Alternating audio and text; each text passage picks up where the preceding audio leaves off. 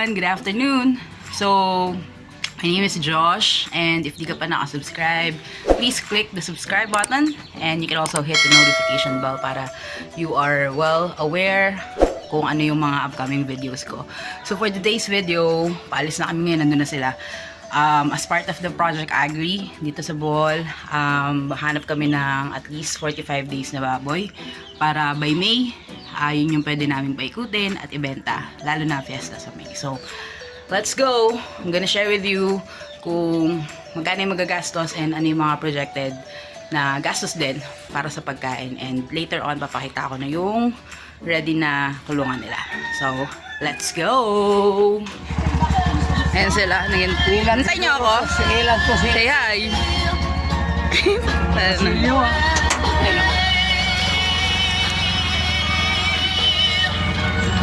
Si Lolo.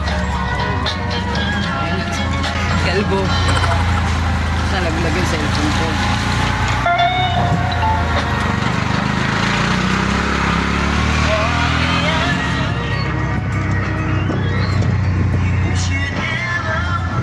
Okay guys, so ito ang first stop namin. Hopefully 45 days tong mga bake na nandito para hindi na kami lalayo or pupunta pa sa Guindelman. Ayun, so we're gonna go there and see if 45 days na yung bake nila para ba mabili na natin. So update ko kayo later. Ha? Ubus na. Ay, sad. That is so sad. So yung first attempt natin, wala, naubos na daw. So tingnan natin kung sa next stop meron na. Okay lang yan. Yun talaga. So balik ako. We'll see. Hopefully yung second na pupuntahan namin meron at 45 days. See you later. Bye!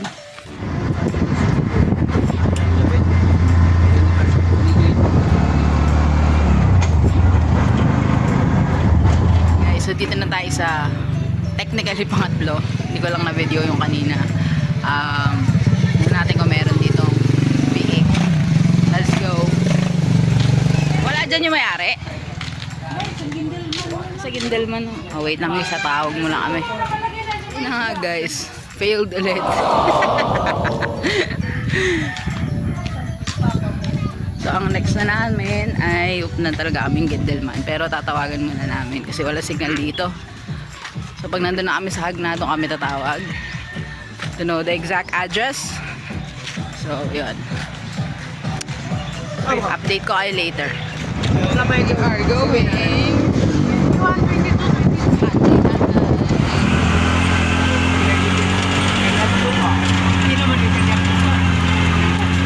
Guys, so nandito na kami. Ang layo ng binahe namin, pero hopefully worth it. So almost an hour away. Kasi mama kong nakatok na. Walang doorbell. Ayun na, may naririnig na ako nagsasalita. Sila papa. Ayun naman guys, gano'n ka-remote area dito. Kasi may mga manukan siya dun. Look at that. Ayun o, siya dan. Ayun na si kuya.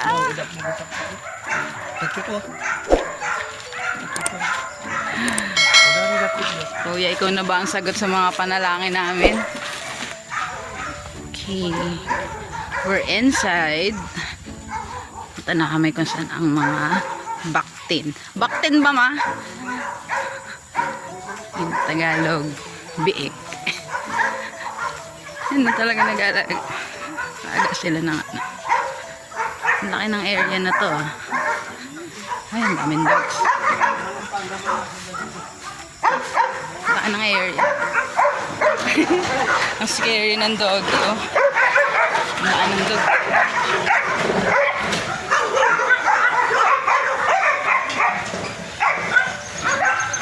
Lupa nila man oh. Inigulan niya. Parang ano na siya. So, yung mga sa likod oh. Ayan oh. Lalaki. Finally, we're here. Ang Miss Gerard. 45 days naman ko na. Nag-post naman nga na napoy vaccine. Ang mga lutas na. Lutas na. Pwede na lutas. Atong ko, ano nga, datihaman sa mga brown. Ah,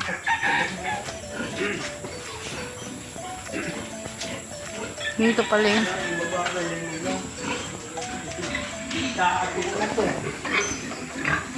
Pilaon mo po ni. kung bakit yung 3.5 may nabitin. 3.5 huwag kin eh.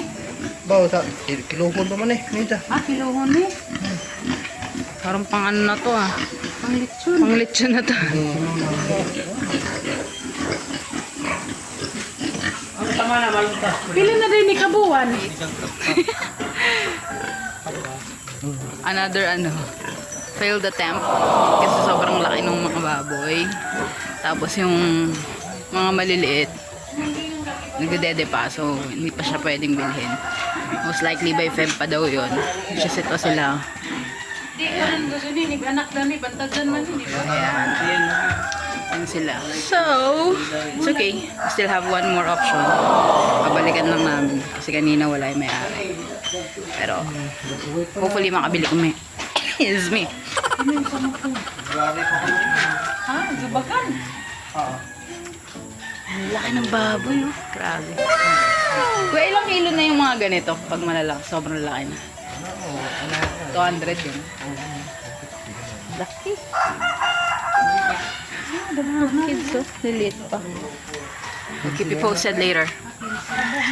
Balik na kami. After an hour drive. Ano pa ako magdadrive? Ha? Tayo natin si mama. Ang mga lagi dari Mumbai. Ada nih mo pilar.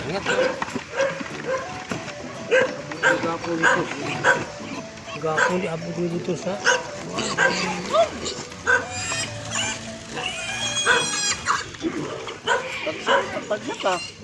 Eh, ikaw na po ng isa. 20,400. Guys, so update ko lang kayo. Sobrang nakakatawa kasi this is the second day na naghahunt kami ng biik. And good thing, na-deliver na siya. Nakakatawa. Nandun na sila. So, puntahan ko. Kasi diba kahapon, like half of our day, naghahanap lang. And then wala naman talagang nakuha. But now, ginapot na ng gabi, which is okay lang naman. Andyan na. So I'm so happy kasi at least bago ako bumalik ng Manila, andyan yung mga biik, and by May, mabebenta na din sila. So, videohan ko once nandun na sila sa may kulungan, and then later on, I'll share more insights as to how much, and then ano yung mga projected in the past na na-gain namin or nabenta namin yung mga naunang baboy. So, talk to you later. Sinabot na tayo ng gabi. Ano yung mga ating baby biik. Ay, kasya pa sila dyan sa butas. Hi guys! Fairness, malalaki na, no? Pwede na ba yan, Kel? Maabot na ba yan sa May? Mahabol natin. Ay, wa man nila guntingin. So, welcome back. Welcome back. I don't know, kasi diba sinabi ko kagabi na napakita ko yung computation or projected expenses para dun sa baboy. So, sinulat ko na siya kagabi. I-share ko lang to sa inyo para at least dun sa mga nag-iisip na mag-invest din. And then, gusto niya magkaroon ng idea, ito. Roughly, ano lang to guys, more on estimation lang siya kasi syempre, we wouldn't know pa. Pero at least, we have an idea how much money we should be allotting sa yun nga, sa babuyan. So, eto, share ko sa inyo yung notes ko. Una, pasensya na sa sulat ko So, yan makikita nyo, baboy, ang bili namin is 3-4 per piece. So, dahil 6 yung binili namin, so, ang labas kami ng 20,400. Tapos, in terms of pagkain, yung pre-starter, maglala siya for 1 month. At least, sa isang linggo, isang sako daw. Tapos, ang budget dito is around 2.2 to 2.5. So, pag tinimes mo yun sa 4, binadgetan ko na lang siya ng, minax ko na. Parang minax ko na 2.25 para lang sure. So, nasa 10K din siya for this month, February. So, next to that would be starter yung sa pagkain. Ang budget naman dito 4K to 4.5, pero aggressive na tong target ko guys, kasi alam ko nasa 2.1 lang per sack eh. So for 1 month ulit siya, 2 sacks for 1 week. So dahil minax ko na 4.5 yung budget, at least around 18K for the month of March yung kailangan kong i-allot na money for the biik right now. Next would be, ang next phase ng kakainin nila is yung grower. Same budget, 4.5, same 2 sacks per week. So 18K ulit yon. That's gonna be on April. Tapos for May na, finisher, 4.5 ulit. Almost exactly the same lang to, right? 2 sacks ulit per week. So that's like 18K. Tapos hindi ko pa alam magkano tong vitamins for gut tsaka yung pangtae daw. Kailangan daw yan. So susulatan ko na lang pagka may actual price na. And then ito, capital 24, projected food budget, which is ito yan. Ito yung mga yan, 10K, 18 for 4 months. Nasa 64K din siya.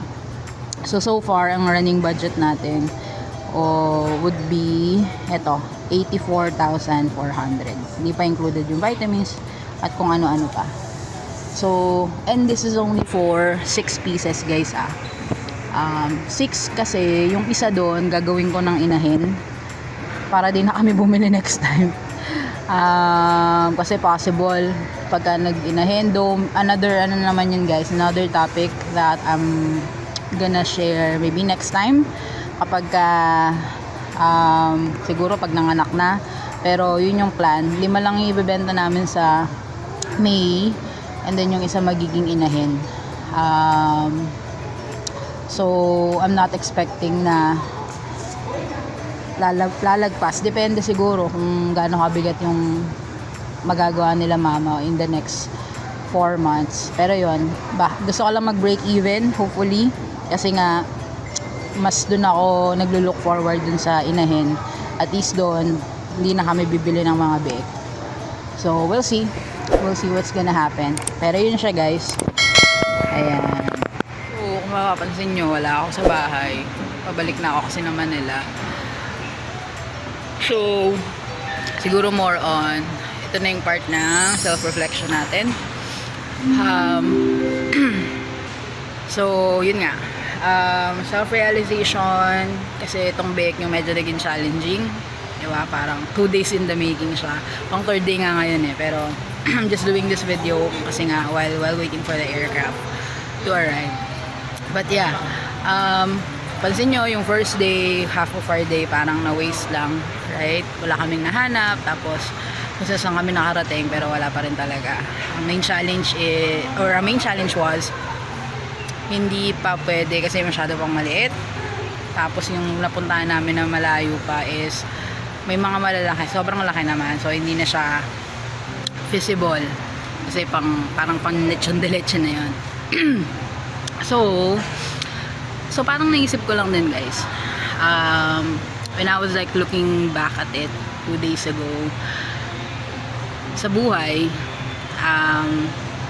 it's normal na we're gonna fail each time we try on something, right? And it's frustrating, it's disappointing too, it's exhausting actually, lalo na kung ilang beses mo siyang trinay, right? So for example, ga-apply ka ng work, tapos lagi kang di nakukuha, or yung promotion that you always wanted for years, hindi mo siya nakukuha. Diba nakaka-frustrate naman talaga yun, nakakaubos ng energy. Pero looking back at it, whenever you fail on something, that only means na hindi pa siya meant for you. Right? That means na meron pang room for improvement that you need to do, or that means na hindi ka pa ready. Tapos, ang nakakatawa kasi nun guys, it's preparing you to have something great, right? So parang yung nangyari sa amin, first day wala kami nakuha, napagod kami. Pero nung umuwi kami, syempre, wala namang sasayang, tahimik lang, pero pagod talaga. So yun na nga, sorry. Nag-iingay yung ano. Pero yun nga, so nung umuwi kami, we tried to look online na lang. Which hindi namin naisip nung umpisa kasi una, may mga nakausap na kasi sila mama. Initially, yung mga pinuntahan namin, nakausap na daw nila yun months ago pa. Parang nagkaroon na ng agreement, pero it turns out, wala. Wala nangyari. So, when we went home, naghanap kami ni mama parehas online. So, that night din, wala pang nagre-reply sa amin. Pero nung kinaumagahan, like madaling araw, dun may nag-reply. And then the good thing is that free delivery pa. 'Di ba? Na-turn yung table around na parang sobrang pagod kami ng gabi, and then meron naman pala kaming makukuhaan at i-deliver na lang sa bahay. So ayun, good thing. Since medyo malayo din yung pinanggalingan, mga hapon na siya nakarating, almost 6 PM na, pero worth it pa rin kasi yun nga, hindi na kami napagod, naghintay na lang kami. And at least maaga pa din siya, kaya pa rin namin habulin yung bigat na target namin para mabenta namin on May. So ganon, right? I mean, normal sa buhay, unfortunately, na nag-fail tayo sa isang bagay or isang event or kung ano man yung gusto nating gawin, right? And then from that moment, tao lang naman tayo, so we would feel a lot of, you know, frustrations there, or kung ano pang emotions yan. And all emotions are valid, guys. Okay? Don't be too hard on yourself. Kung on that specific day talagang down na down ka, okay lang yun. Normal yun, tao tayo. What's not normal is that you're not gonna do anything about it, right? Na focus ka lang dun sa negative. You have to think of ways on how you can control or focus on the things that you can control, kasi dun ka mas magpuput ng action, and at the same time dun din yung mas, you know, magkakaroon ka ng better results. So yun, sorry. Kaya yun guys, so ano lang tayo, try lang tayo ng try, totoo yun, try and try. Pero when you're trying something, when you fail on something, pag-isipan nyo ano yung kailangan pang gawin to improve, and then try again, ganun lang. Always test the water, but you know, do it with your 100% effort. Kasi diba, syempre, if you're not gonna give 100% effort on it, then magfe-fail ka lang, then you're setting yourself to failure. So okay lang mag-fail guys, normal yun, right? Mga importante, you're still focused on your goal, you're still driven to make it happen, right? And gagawa ka ng paraan para mangyari siya. Okay? So okay lang panghinaan ng loob, pero wag tatambayan. Alright? And yung sinasabi ko guys, hindi siya madali. It takes a lot of effort, patience, for you to master that, na whenever you keep on failing, you just have to try it again, and you know, do things differently para you can get the results differently din. So yun lang para sa ating biik hunting video na ito. I hope you guys learned something too. And kung hindi pa kayo nakasubscribe sa channel ko, feel free to, you know, click that subscribe button, and click nyo na rin yung notification bell para at least whenever I have new videos, I can share it to you guys, and you can also share it with the people na malapit sa puso nyo. So yun lang, thank you again, and maya magbo-board na ako sa aircraft. So see you on my next video guys, bye.